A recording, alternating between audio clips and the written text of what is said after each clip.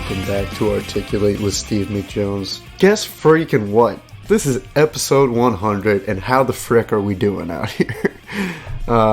Seriously, guys, what's episode 100? Happy birthday, Articulate. This episode, we did get a special guest as well for this occasion. This week, we welcome Brett Payne from Street Fight Radio, the #1 Anarcho-Comedy radio show that airs every Sunday at 10 p.m. on WCRS FM in Columbus, Ohio, on 102.1/98.3. Holy cow. And they have a podcast. It's all on freaking iTunes and Spotify and all that good stuff. It's great. It's a great podcast. You should check it out. And Brett was so nice because he allowed us to actually record for the listening pleasure of the viewers from his equipment. And you could tell the switch over from my equipment to his equipment, not because there was technical difficulties or anything like that, but because Brett is such a nice guy, and I really wanted to immerse you guys in the story of Street Fight Radio and the life of Brett Payne. So, strap in, get excited, get pumped, and happy 100th Articulate. Enjoy. When me and Brian, when I moved to Texas and we kept doing the show, what we would do is jump on the phone together, and then me and Brian would both record our own audio, and then I would blend them together. Really? Yeah. That sounds like so much work. Because it was really, the live streaming 10 years ago, and Zoom calls and all of that was way too laggy, and it was really hard. Yeah, definitely. So I guess if you're cool, we could just get into it, if you're ready. Yeah, let's go. Okay, yeah, so you and Brian, definitely. So I guess I want to start with way back, just a little introduction about yourself, where you grew up, and then kind of how you got into at least recording or comedy. I listened to one where you said you wanted to be a tattoo artist at some point. So if you could just run us through the background a little bit, that'd be awesome. All right. Well, I was born in Columbus, Ohio. Lived in what's called North Linden neighborhood until about 8th grade. That was in Columbus public schools. So there was a lot of usual stuff that comes with that. But my parents moved in 8th grade to Reynoldsburg, Ohio, which is a suburb of Columbus, and pretty much graduated from there. I tried to go to college. I went to DeVry and washed out in about 9 months because I didn't really want to do any of it. In high school, did you have any major interests that led you to anything? In school? Yeah, at least starting in high school, did you have any was there any interest in comedy there, starting out, or that didn't kind of develop until later? Yeah, I mean, my main interest in high school was doing vandalism. Hell yeah. But in a social justice way. Yeah. So there was a kid that was in special needs class or whatever, and one of these guys pulled their pants down in the gym class in front of everybody. So we would come up with elaborate ways to toilet paper their house, baloney the car, throw eggs on everything. Nice. That was most of my comedy as a teenager, was just doing horrific pranks on the popular kids at school. Yeah, you'd be surprised. So I started comedy in Philadelphia about a year ago, and I've got a chance to talk with a lot of the comics around here. And I had this guy, Drew Montana, on a couple months ago. And we just kind of started, I was talking about his start in comedy as well. And he was just yeah, I mean, for the most part, I was just trying to make my friends laugh. So we were just setting couches on fire. We were just trying to pull some pranks on, like you said, on other people, throwing toilet paper all over the place and shitting in bags. That's always fun. Yeah, when Fago used to have 3 liters that were 99 cents. So at the time, 2 liters were 99 cents, but you get a 3 liter for 99 cents. So my friend Steve would be like, "Hey Mom, we're going to go do this thing." And she would just hand him a $20 bill. So we would go to the grocery store and buy 20 3 liters a pop we'd put it in a grocery cart, and we'd walk it all the way home, like 2.5 miles away from the grocery store. Just pushing it home. And then we would just stand in front of our house, shake it up as much as possible, and slam it on the ground, and it would like fucking fly like a rocket, and we'd all be covered in pop. That was the best joke I told as a teen. But I don't know. I was kind of a smart assy. I got into punk.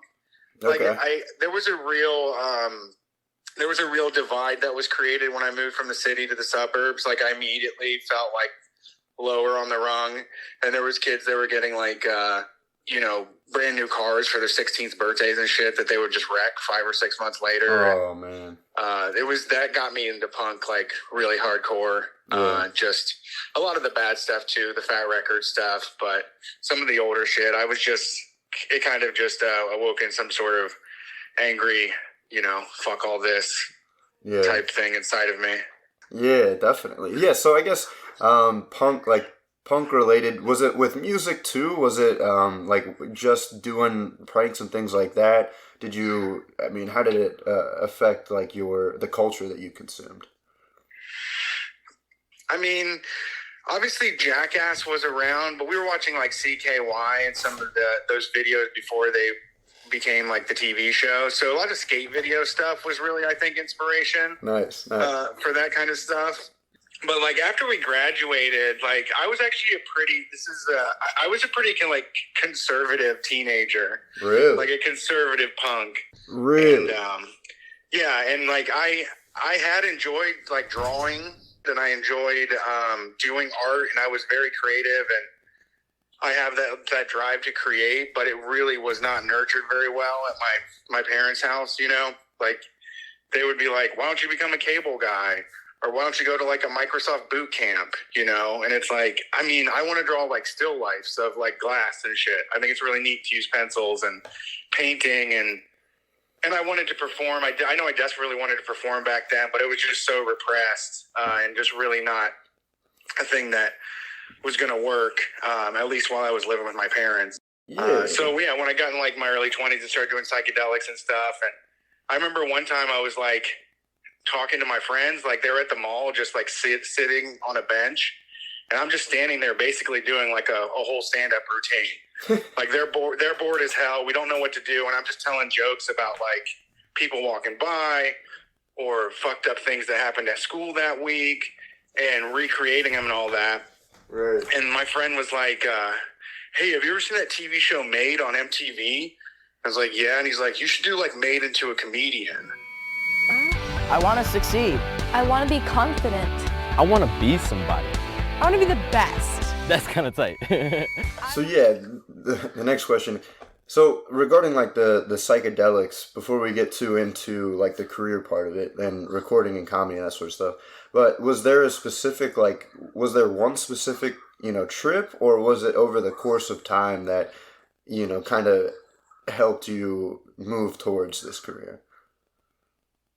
I think it was like the first time I did like a whole ate the mushrooms. And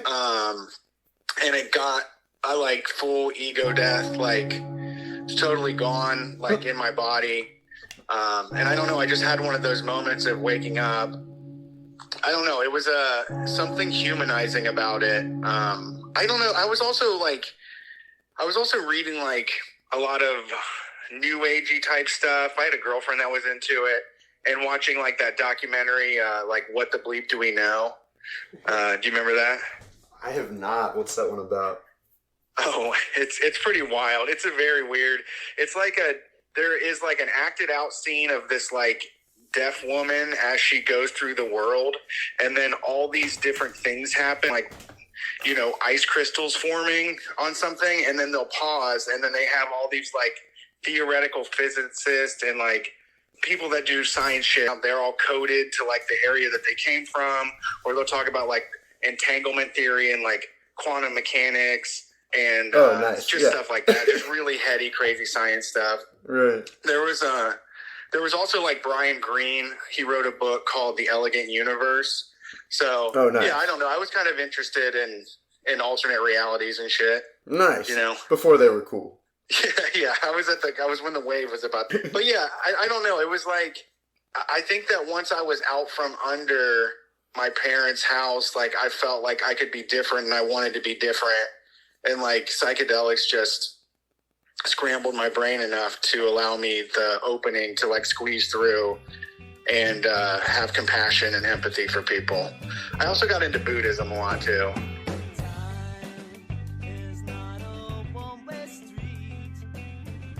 All right, so you were saying this is how Street Fight Radio basically started, right? In a warehouse. Oh yeah, so I worked at the Abercrombie warehouse for like 5 years, and Really? there was a lot of immigrants that worked there, and one of them was from Jordan, and she's the one that told me all about Palestine because her family was from there and her name was in the books. And there was a lady from India named Aisha, who also like backed up what she said. And then I started reading about stuff like that. I started reading Noam Chomsky, Hegemony or Survival, and started getting into all of the, the government is causing atrocity shit. And then also dig deep into the conspiracy theories, of course, as well, because those are lots of fun when you're on psychedelics. Of course. But yeah, that was kind of the eye-opening. It was kind of once I got out of my parents' house and kind of washed my brain clean and went to meet people in the real world, because I was tired of being told that like the world is bad and human beings are disgusting and they're robbing and murdering each other everywhere. I think it's just that's the conservative worldview in my mind. And like, I just did not want to be that fucking angry all the time about everything. So that kind of allowed me the opportunity to have compassion for everybody. And it's way easier life. Yeah, definitely. And so that will, so like moving on, we'll get kind of back to more of the message of Street Fight Radio, and it sounds like that's kind of where you're leading with that. But before that, so I guess how did you meet Brian? So I met Brian because when I worked at the warehouse, I started a podcast with a couple of friends. Was that your first one? That was my first one. Yeah, we were like into horror movies and kind of punk stuff, and so we just did we wanted to do like a typical counterculture or fandom podcast basically. Very early on, like I got a one of those Windows Zunes instead of the Apple iPod, and they had a whole podcasting section on there, and like I couldn't afford cable at the time, so I just downloaded shitloads of video podcasts, and there were some pretty good ones at the beginning, and I watched it like public access TV basically, and I started listening to them while I was working, and was like, shit, I love doing this, and I know I was having really fun conversation with my friends, and the barrier to entry on this was way less than video or comedy or anything. Like it was just talking into a mic and anybody could hear you. So right. That's what got me started on that. Now, the problem is we only made it about 5 episodes, which is why I always say to people, like, starting a podcast is easy. Making it to the 6th episode is the hardest thing. That's the hardest part for the most part. It's to keep it going and maintain a schedule for something that you don't know what you're going to get from it. You just have to do it because you enjoy it.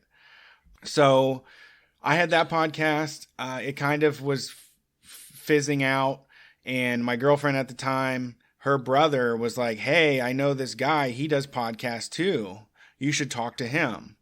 And it's this guy named Adam, and I reached out to Adam, and he was like, yeah man, we're recording this Friday, come hang out, come do a guest spot. And so I went over there and recorded the show with them. It was Adam and Brian and Brandon, and I went, recorded. We had a lot of fun. We were, really enjoyed it. And then they were like, we do it every Friday. Basically, their thing was they would all get off work, go home, start drinking like on the podcast at like 6 or 7. And then when the podcast was done, we would stay up like doing drugs and drinking till like 6 a.m, sometimes till Saturday, just depends. But it was like an open invitation for anybody. It was a house party like every Friday. And that's how we got started. That was a different show. Sounds like a wild podcast, yeah. But, are these still all out there too? Like your first podcast, the one with like 5 episodes, this one with Brian and Adam, is that still out there? No, it's all gone.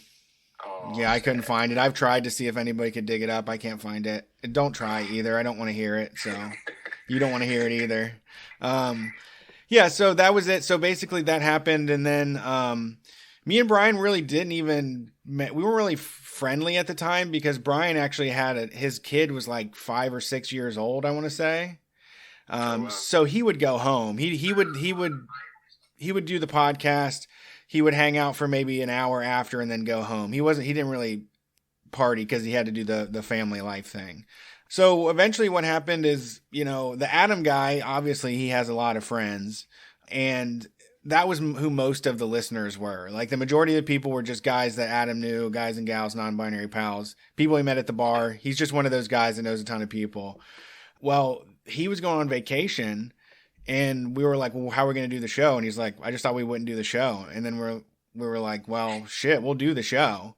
And Brandon was like, if he's taking the week off, I will too. So it's just me and Brian got the keys to his house and went in and did the podcast, and everybody fucking hated it. Like all of his friends thought it was like the most negative ass bullshit. And they texted him like, why the fuck did you let them do that? And this sucks and all that. And me and Brian, just being like natural heels, were like, I think we got something here. Like the people are talking. No one ever texted when we did our good jokes. Like no one ever texted and say, hey, that was a good joke. But they were definitely listening. We were saying stuff like about, Columbus doesn't have a pro football team. We have the Ohio State Buckeyes. So we just kind of were doing some real, just lame humor about, old men being obsessed with teenagers and wearing their names on their back and wearing a teenager's uniform and running around the city, and like people that didn't go to the school but act like they did, or being proud of something they never accomplished. And it made a ton of people fucking mad. It was mean. It was mean as fuck, but it was fun. But like you said, it's all about engagement at that point. Yeah, you got them listening. They're paying attention. They don't want to hear it, but they're like, nah, that's a little too much.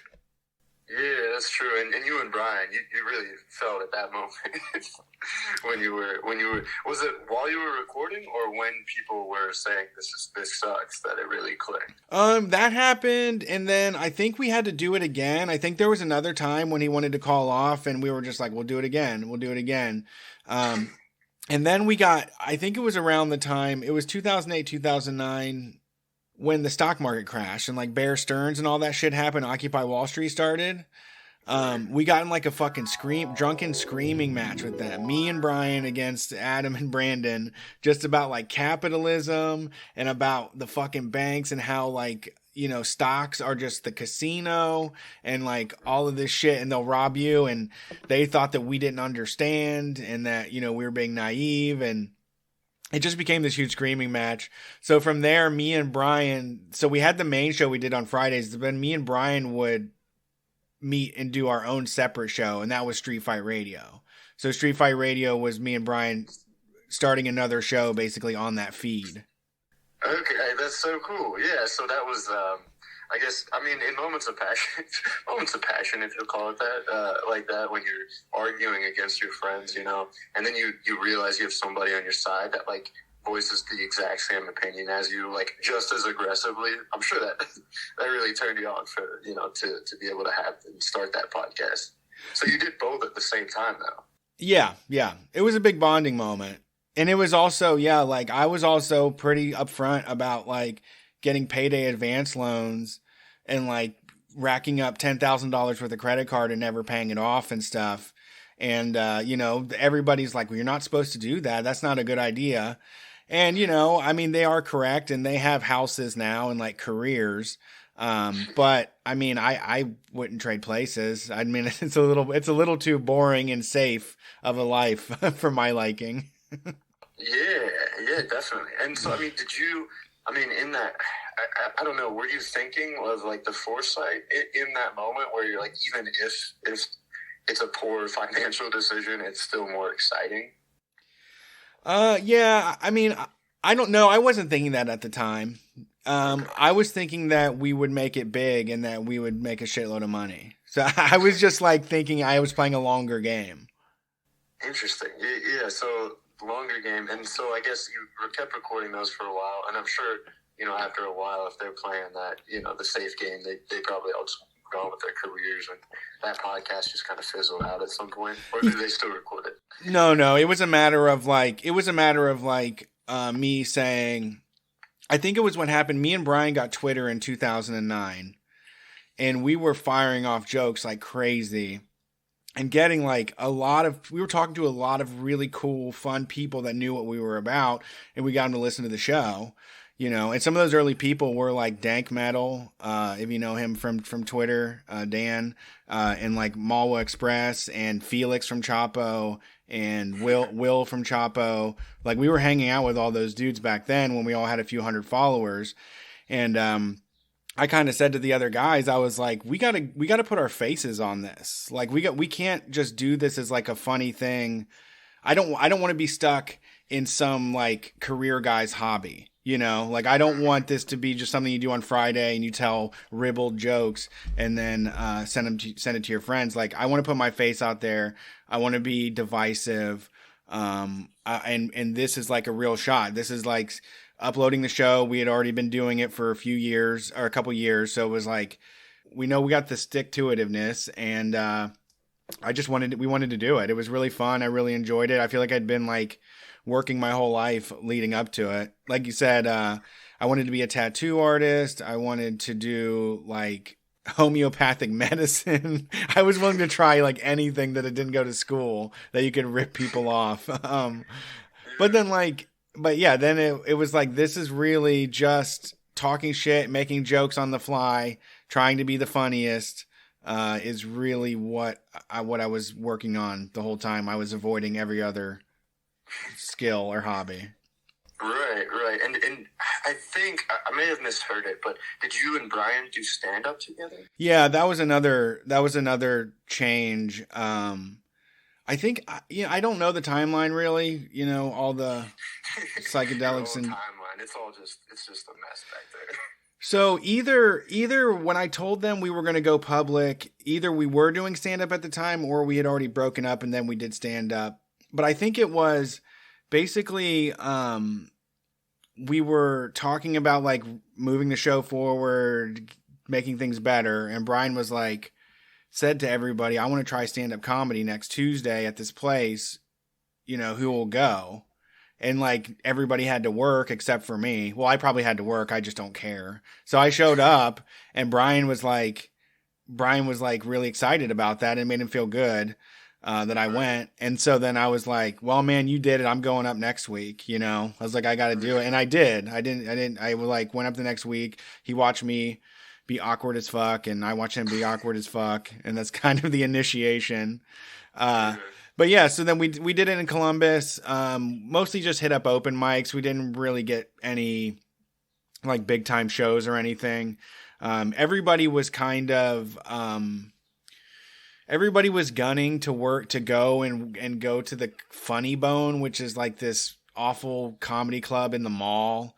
And you have to go perform for the guys. Like you have to go perform like one-on-one before they'll let you on stage and stuff. And like, they decide if you can come on. And, it was just like, the scene was very bad. There wasn't a lot going on.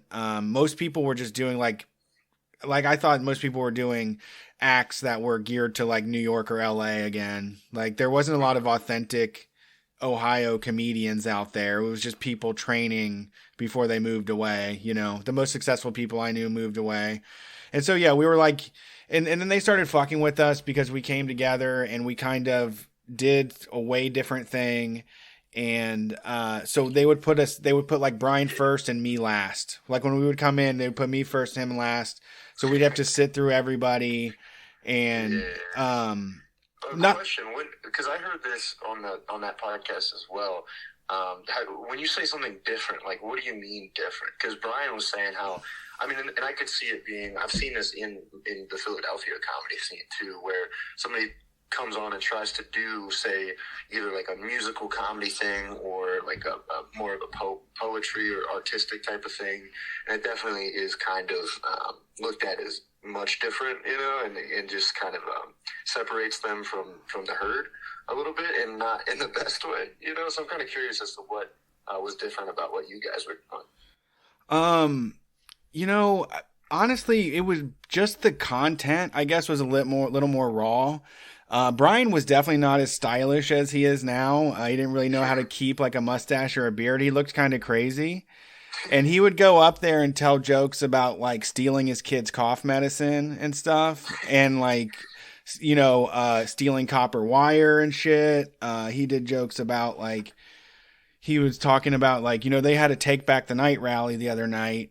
So I went out there and stabbed somebody to let them know we're not going to let it go easy, you know, and like stuff like that. It was very, very dark and very intense. And it wasn't kind of fun, like, you know, when you're having sex, you know, or like stuff like that. It was nothing. None of it was like, why do guys do this? Or why do, you know, it was that. And I was doing a lot of like overthrow the government jokes, just stuff about like us being sheeple, basically, like trying to be Bill Hicks maybe or something, but just really like there was my girlfriend went at the time and she recorded, and I went up there and did like 5 minutes or whatever, and I could hear on the video the person next to her say, "What the fuck was that?" That would get me going. I don't know. I was very it was very hard to relate with. And I was doing also payday advance jokes, stuff like that too, which people, you know, not a lot, you know, a lot of them were college kids. That's where all the clubs are at, or the places you can play. So, you know, it was kind of hit different life experiences, I think, you know, too. Oh, absolutely. It's definitely a lot. I mean, I learned a lot of like, you know, there's a lot of comics. It's easy to be just like crass and say pretty much anything in the city in Philadelphia, but then, you know, there's Temple out here, University City, Drexel. There's a lot of colleges, so there's some shows where, you know, you can feel, you know, you make a dead baby joke, and college kids are getting tight butthole about that. And you're like, well, it's just a dead baby joke. Come on, let's you know. Yeah. So I definitely, yeah. Although it's not necessarily me. It's not stabbing people. For some reason, stabbing people is a little bit more scary than just a dead baby joke, you know? I don't know why. Yeah, it was so good. Some people fucking loved it. Some people really fucking loved it. He did also, there was a sorority. Brian did also, some sorority member came to do open mic for some reason, you know, a dare, or like, they were like, go do it, sister. And so like 40 of them were like in the fucking room with parents and stuff, and they were the worst fucking audience ever. And they wouldn't leave Brian alone, and he said he was going to jump down there and stab one of them. He told me he was going to stab them. Crazy as shit. That's awesome. So yeah, then I did want to ask that loan you said that you bought, or that you used. You used all that $10,000 to help build the podcast and, you know, the visual elements and all that, or was that for other things as well? Oh, no. No, I didn't know. We didn't have a loan. Payday advance loan means like you go and write a check for $245. You write a check for $245. They give you $200, and then they cash the check in 2 weeks the next time you get paid. So basically you pay $45 to borrow like $200. They're horrible. Yeah. Oh, okay. Yeah. I got you. The financial part of Street Fight, we did it for free, and this is probably divisive, and I don't want to like gatekeep or pull the ladder up. I feel like it's up to you. It should be like the type of results you get. But yeah, a lot of people that try to have a Patreon like from jump, I think it's a little odd. You know, I think you got to get a little bit more time under your belt and actually know what you're putting out is good. So we did it for free for a while. And then basically I basically said on the show, I want to get a website and I don't want to make it because I don't know how to make websites and all my websites suck. So I have a professional person that'll do it for like $1,000. And so we raised the money to get that in a very short amount of time. So, and then it was like, we would just ask people to pay for stuff like, hey, our microphones suck. We need like $400 to get microphones, and the fans paid for it. So then that was at that point, it was like, there's a lot of interest here and people want to pay for what we do. And then when the time that Patreon came around, that's what we jumped in to monetize it fully, like on a monthly thing. Yeah. So I guess, I'm like regarding the podcast, obviously you've been doing it for a while, and it sounds like your big break was when the Chapo guys did they ask you to come on to theirs, or like how did that work? So the way that it worked is Brian had Matt, Will, and Felix on Street Fight, and they did a watch through of I think it's what's it called? The Sons of Anarchy. They did a Sons of Anarchy podcast. And so Matt, Will, and Felix were like, hey, we should do a show together. Because they had all been on Street Fight. We had Matt on to do like a fast food reviews or something. Matt also went to like the Republican National Convention with Brian. Will and Felix had all been on separately, but he put them all together, and then after that they started Chapo. Okay, gotcha. And then in their wake they sent a bunch of people our way, and we were kind of treated it as like a huge opportunity, like it was. We were just like, we have to start doing the best fucking shit we've ever done because we're about to get a ton of eyes on us. So yeah, and I think it was a good reminder of like, helping other people and trying to work with other people and doing it genuinely because you believe in them or like them, not for any transactional reason, but because you never know, like in the future, who those people are going to end up being. Friends from when I was 25, become very surprising people by the time they're 35, and they have access to all kinds of different unique opportunities, skills, and things they can offer you. And so it's good to invest the people around you, that are on the come up with you. Yeah, definitely. And so I guess like what age did it start when you were hanging out with the Chapo guys, and when it did sound like there was a moment where you knew you were going to get a lot of exposure and you really kicked that into gear. I guess what time of your life was that in? That was 2016. So that was 6 years ago. So I was 32 years old. Okay. So yeah, you had a pretty established worldview at that point too. Yeah, I had a kid too. Right. I had a daughter and a wife. I was mostly a house husband. That was my main job. Was just I followed her around and cleaned up and made the food and took care of the baby. But in 2016, when the Republican National Convention was happening, we went to the was it the Democrat? Yeah, we went to the Democratic National Convention in Philadelphia, and we stayed with Matt and Will and Felix at Baltimore Matt's house, and we did a live show there. And while we were there, we also got to meet like Stephen Heck was there, and Rob Wisman was there. And it was fun. It really felt like it was we had like it felt like a community was starting, or like there was a scene that was building, and there was all these really fun, smart, cool guys we were hanging out with. So yeah, that was kind of the beginning. Nice. Yeah, and yeah, from there, I guess, like, do you remember what you did to kick things into gear? Was that when you started doing, like, it sounds like, was that the first live call show? Was that, what was the transition at that point? How did that all come? Yeah, it was a pretty gradual. I would say we trimmed the fat. We did a lot of similar stuff to what Chapo was doing, in that we were like reading articles from these weird like New York Times people and keeping up with like journalists a little bit. We were also doing like, foreign affairs stuff and trying to talk about drone bombs and like the presidency. And we were kind of a mix, just talking about everything during the week. So I think we decided to just really pare it down to what we knew the best. And that was really just complaining about work. I mean, that was the best. That was both of our skill sets basically. And that moved into that. And so after, I think we made a goal on the Patreon or something, like as if we start getting however much per month, we'll start another show.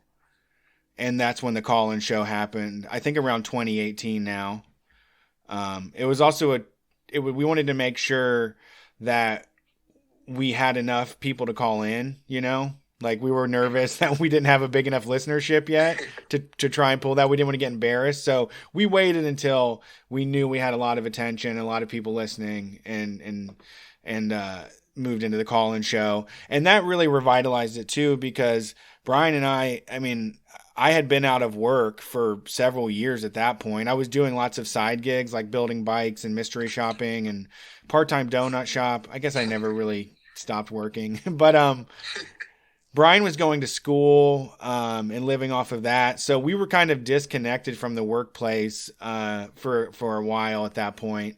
So it injected some new fun stuff to talk about and for people to share, you know, what's going on in their work environment or with their DARE officers or whoever it is.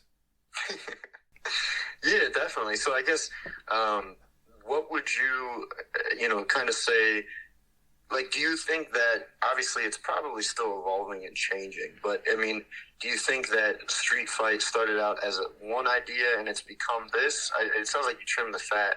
And then what would you say like that the idea is? Oh man, I'm not even sure if I know that. I'm actually in a weird place right now. I'm trying to figure out, because it does feel like a transitional thing. You know, we were trying to lead. We started with Occupy Wall Street, and it was a very much fuck the government, tear down everything, fight everybody type attitude. And we tried to just be too much of a jack of all trades. And now, I mean, I think the goal is just for advocating for working people. And I think that's doable, like every single day. It's not too lofty of a goal. And you don't have to worry about losing the fight. It's hard to figure out where to go next. But I do feel in a transitional period right now, but you know, still having fun doing it. But you know, the goal was really to cause a lot more disruption, you know, and the Joe Biden presidency has really taken the wind out of my sails. Oh man. Yeah, no, I could, I could see that for sure. And so, although what I hear though is, you know, you're recognizing that it's a transitional period, but that you're still having fun. You're going to keep doing it. So it's almost like the same way that that you said, in the sense of, you know, getting past episode 5. It's kind of what I've seen, and, you know, you've probably seen it a lot in your life as well. But, you know, when you do something consistently, there are moments where you're just like, why do I keep doing this? Or why do I quit? And it feels transitional and like you want to stop. But as long as you keep doing it, it's going to evolve into the next, the next version of it. And so I'm really, you know, at this point, I'm glad I caught you at this point, because it's, leaves a lot of mystery a little bit. And I'm kind of curious. Do you have any ideas of where you think it could potentially lead to? Yeah, I really am still working on it. I don't know. I like coming on and making jokes and doing the show and cracking on stuff. I would like to get a little bit more organized and create, I don't know, I guess for me it's all about community. So something to spread, I don't know, a club or a meeting place for listeners or like-minded people, just for a way to have like a physical space, to get things more happening, you know, openly in the public, you know, but it's a lot of time, effort, and money. Oh yeah, definitely. But like honing in on the activism part too, and like you said, building that community, getting people involved in it. Yes, definitely. Exactly. Yeah, that's awesome. And I think, I mean, obviously there is a huge following. I think many people would definitely be excited to try and I mean, obviously your endeavors before have kind of shaped out for the best. So I'm sure moving forward, you know, they're going to work out one way or another, which is awesome. So yeah, I mean, that's great. I mean, I pretty much got a comprehensive view of what I was looking for with Street Fight Radio. But any word for people who, it sounds like you deal with people who are troubled a lot with their jobs. Any general, or I mean, it sounds like you guys usually give specific advice, but like for people struggling with the 5-day work week and that are, you know, having trouble and would very much enjoy your message, that, you know, that don't already listen to your podcast. Any words in that sense? I mean, I've always had I'll quit this job right now attitude about things.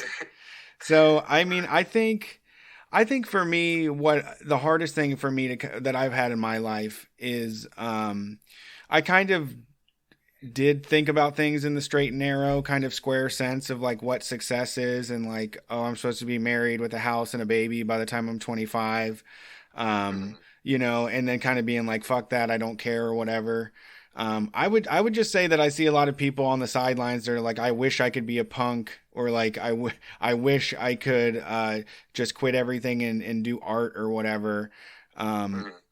And it really is possible to do that. Like, you don't have to think of that as somebody else's dream. You know, I didn't think that I'd be able to perform and do voices and make up funny songs and get to do stand up and tour. I mean, I told myself from the beginning that was not for me, and that people like me don't get to do that kind of stuff, until I just kind of gave into it, you know, and it's hard to imagine, but you just keep walking every single day in that direction. Like you said, I keep doing the podcast to figure out what it's going to be, because it's the doing it that makes the change, you know? And there's also, there's lots and seriously, I know a guy that does, union, Ethernet cable. He just lays cable. That's all he does. He doesn't do any electricity or stuff. And he's a union guy, and he just goes to big buildings, hospitals or whatever, runs the cable, you know, along the floor, in the walls, makes it all look clean and nice. And, you know, he's guaranteed pay raises after X amount of hours. And, you know, it's all there. There is a lot of opportunities. And even if you're in your 30s or 40s, you know, it's worth it to maybe invest in other skills or something else. You know, there's lots of stuff out there besides just like the regular shitty job. Yeah. And like, I mean, it's also of like, you know, Brian is like, I never wanted to own a house. I'm fucking fine renting, you know, so he doesn't have to deal with any of that shit. And, you know, and I felt similarly, like, I don't give a fuck if don't meet any sort of standards of what a good life is. You know, I don't mind being broke. I don't mind struggling. I'm usually fine. So, you know, it's not that big of a deal to me at this point. Yeah, definitely. And yeah, and on a much smaller scale, but I think it kind of relates, is like, there's times where it's like, something is hard and I know it's going to make me tired, or like I'm going to stay up late working on something and I know it's going to be tired the next day. But it's like, well, I've been tired before, you know what I mean? Right. Like, I got through it. It's like with struggling, is like, this may in the long term, you know, be the direction that I want to go, but it's going to make me struggle for the next, you know, a few days, weeks, months, years. It's like, well, I mean, I've struggled before. So yeah, that's definitely a good takeaway. I like that. Yeah, man. Well, I think that just about covers everything that I wanted to go over. So I definitely appreciate the time, and you know, all the recording technicality stuff aside. I mean, I definitely appreciate you helping me out too. No problem. Thanks for having me. Yeah, absolutely. Are you kidding me? He's the host of a podcast, got a beautiful beard, and he's a lovely fellow. Reminds me of somebody. Anyways, Brett Payne, thank you so much for walking us through how everything started. I know that I learned a lot from that, and I am excited to see where Street Fight Radio leads for you and the progression of that moving forward. So thanks again, Brett. Thanks again, everybody, for listening. Follow Brett on Instagram. Follow him on Twitter. They got a wonderful, wonderful Twitter presence, Street Fight Radio. And yeah, follow me if you want. I appreciate it. I love you. Amen. Okay, bye.